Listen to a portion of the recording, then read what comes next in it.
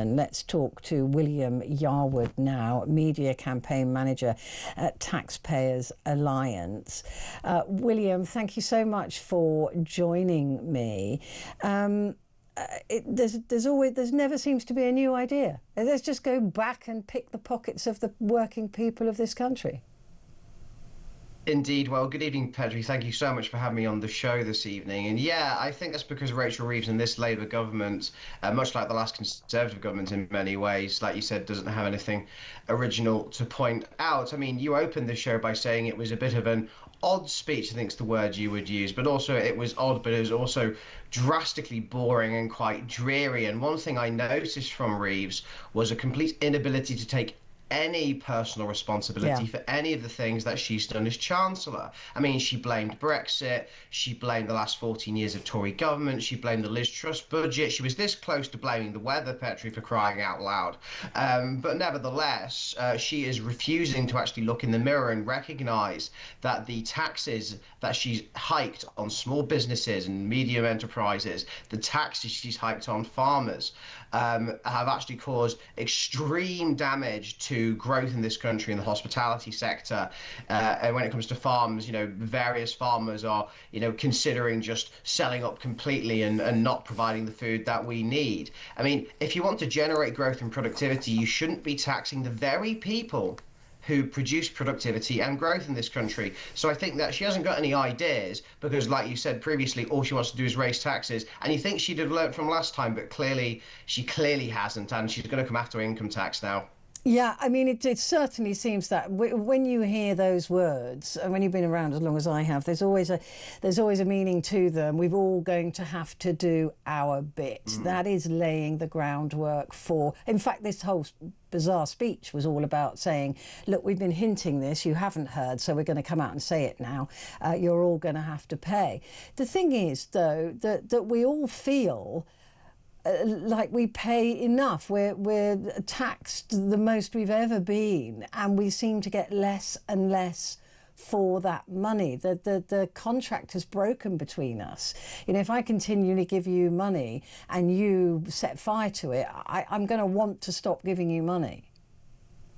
No, that's 100% correct. I couldn't agree with you more. We at the Taxpayers Alliance actually just this week released a paper called Lifetime Tax 2025, where we reveal how much the average household pays in taxes over their lifetime. And actually, the average household over their lifetime, Petrie, pays about £1.3 million in taxes. That's including income tax, VAT, the little taxes, things like fuel duty and the works. And actually about almost £600,000 of that over their lifetime is income tax. And like you rightly said, we have the highest tax burden since the Second World War. And what are we getting for it?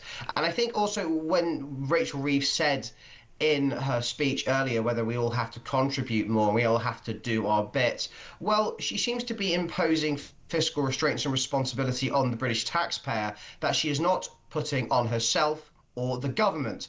The government has been recklessly borrowing money at eye-watering levels. I mean, in September, the ONS calculated that they'd borrowed £20.2 billion alone in September, which is the highest September over the last 5 years. So that's the highest we've had since the beginning of the coronavirus pandemic.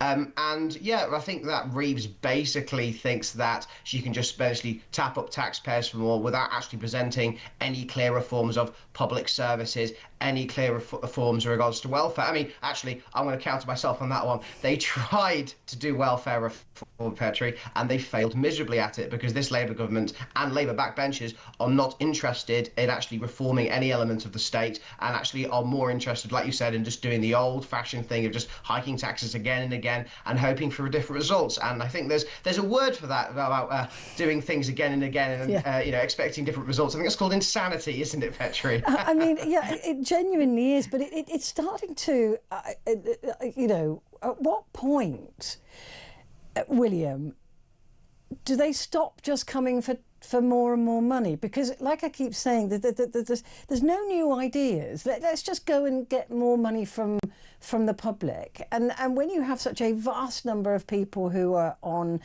welfare benefits and those who need them, everybody feels that they should have them. But there's an enormous exploding welfare bill, and millions more people every week are joining that list of people.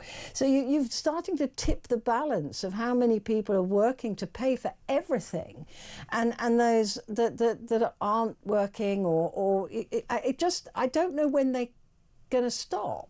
This is the thing that concerns me, is every year that I've been alive, there's always been something else that we've got to pay more for, something else that we've got to, they invent new ways to take money off us.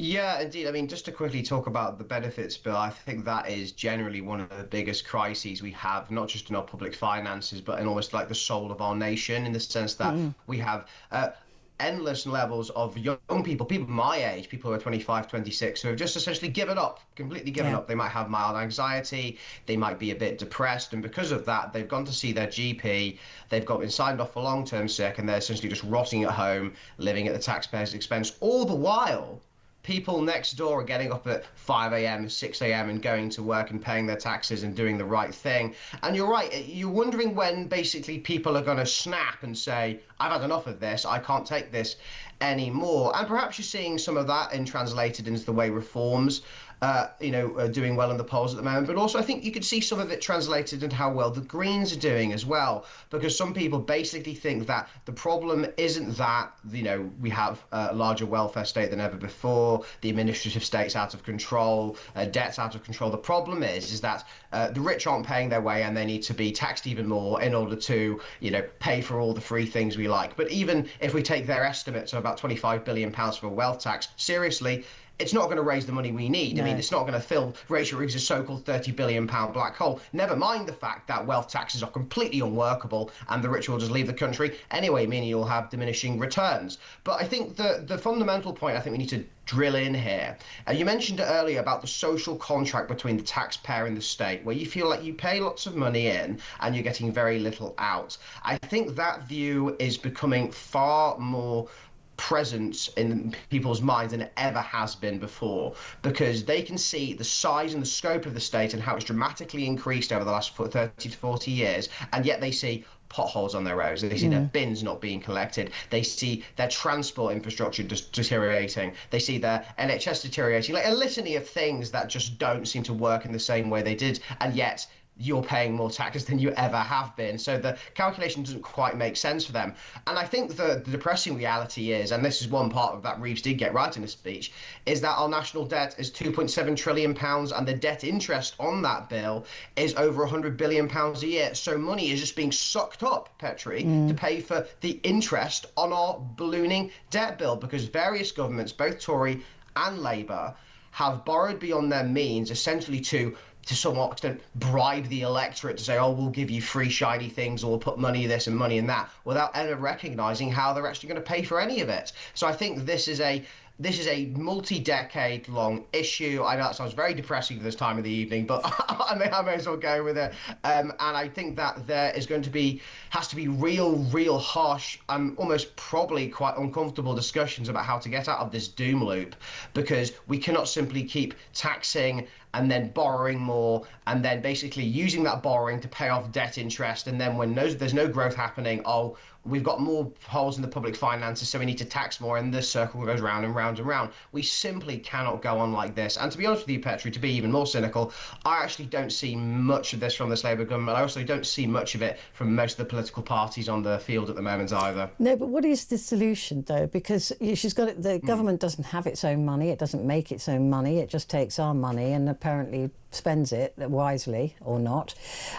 So, what is the solution? Because, like I said, every government ever just goes, oh, we need a bit more money, let's tax more. And it's not just income tax that'll be going up. We know that. If income tax does go up, we know also council tax will be going up. We know also that road tax will go up by a couple of quid here and a couple of quid there, or whatever it's called now, vehicle excise duty. We know that there'll be, we are at the stage now where through various forms of taxations and things that we have to pay for, they're taking more money than we're keeping already. So where does this go? How do they solve that? First of all, you're completely correct that they're not just going to touch income tax. I think Rachel Reeves has been reading a Resolution Foundation report that was out a few weeks ago, which is not too surprising considering one of her own Treasury ministers used to be the guy in charge of the Resolution Foundation. Wink, wink, nudge, nudge. Basically, they have advocated a lot of little taxes on things such as fuel duty, changing sugar levies, things to do with alcohol duty. Little things that you might not think matter, but they do for the average person who wants to buy a pint at the pub or wants to, buy some sweets or whatever that might be, or just people who use their car on a day-to-day basis to get around. Remember, fuel duty hits, small business owners probably the most, because especially if they're reliant on a vehicle to get around. But how do we get out of this situation? I'm from the Taxpayers Alliance, and naturally I'm going to say that I think we need to look at spending very clearly. And I'm not just talking about things like government waste. Like you mentioned HS2 earlier this evening. I would just get rid of that in its entirety, basically, and then root out all the little bits that we're still spending on it, to the extent that basically HS2 no longer becomes even a ticket item in the government's checkbook at the moment. I would also look at things like foreign aid. I would look at things at the cost of our illegal migrant hotel bill every single year. I mean, that the National Audit Office said that's now going to cost taxpayers upwards of £15 billion. I mean, try explaining to somebody that you have to pay more taxes because the illegal migrant hotel bill has tripled just in the last few years. Imagine trying to explain that to a small business owner or a single mum. Also, try explaining how on earth we're funding £52 million roads in Africa, which absolutely go nowhere. A recent Telegraph investigation revealed that also we're spending money on rusty solar panels in Zimbabwe, and as we as the Taxpayers Allowance found, also spending money on on promoting contraceptives in Pakistan. Again, you go and explain to the average, hard-working, ordinary taxpayer that you need to cough up more money because the government is unable or unwilling to get rid of these projects. But even then, even if we got rid of all that kind of stuff, all the people would probably call it low-status stuff, but I really don't think it is. I don't really think it is. You get rid of all of that, and then basically you can begin to have a conversation about big-ticket items, about the pension system, about welfare reform, about just the size and cost of government itself.